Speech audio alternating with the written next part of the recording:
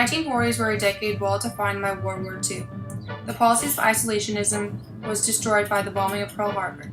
President Franklin D. Roosevelt guided the home front and informed the American people with his fireside chats.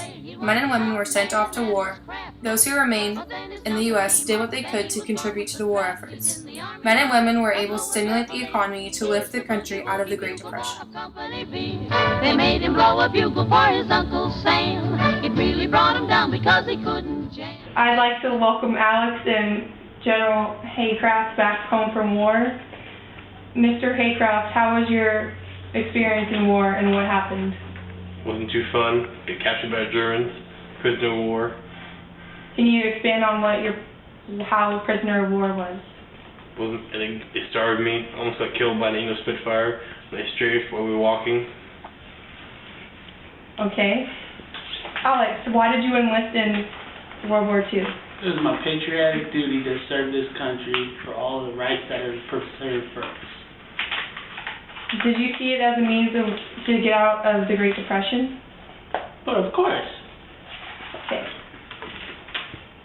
Can you explain what your vision was when you dropped into Normandy? As we were flying over, I saw the 13,000 ships glistening in the moonlight, waiting to invade Normandy.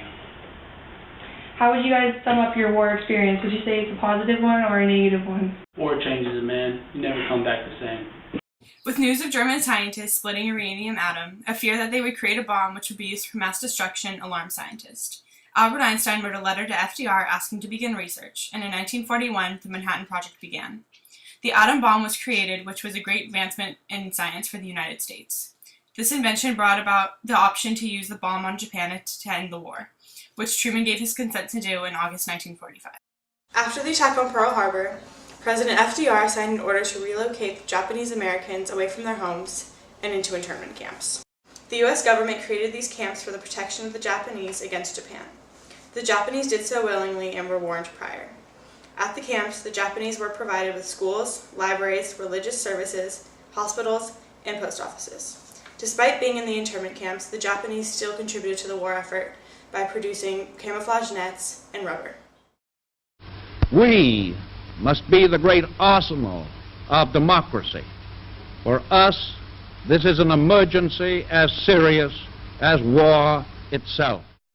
President FDR created a number of policies and was deeply involved with the American people, which helped lift the U.S. out of the Depression. He interacted with the people through his fireside chats, keeping them informed. In the midst of the war, FDR died, making Vice President Truman head of the country. In his efforts to combat the spread of communism, he initiated the Marshall Plan, giving post-war aid to Western European countries who rejected communism. He also created the Truman Doctrine and gave aid to Greece and Turkey in order to prevent them from falling into the Soviet sphere. All the day long, where the rain or shine, she's a part of the assembly. The 1940s brought massive change to women's role in American society. Not only were they entering the workforce in large numbers, but their perception of women was changing. 14 million women took up 1/4 of the workforce and even entered non-combat positions in the military. The industries that saw the biggest influx of women workers, however, was the aviation industry as well as the munitions industry. After the war, many women remained in the workforce, but the changes in society stayed for a long time to come. What was it like leaving home and starting to work in a factory? Well, I've been working all my life. Straight out of high school, I became a secretary. But when the war began, I felt that it was my patriotic duty to work in the factories and help, in any way that I could. What is your job in the factory? Well, I'm a welder, so I worked alongside a lot of men, but they really accepted me, and so it's a good experience.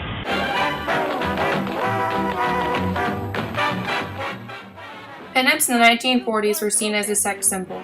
Most men in World War II had posters of Rita Hayworth or Betty Grable in their lockers to help remind them of home. Pinups became a cultural phenomenon in magazines, pictures across America.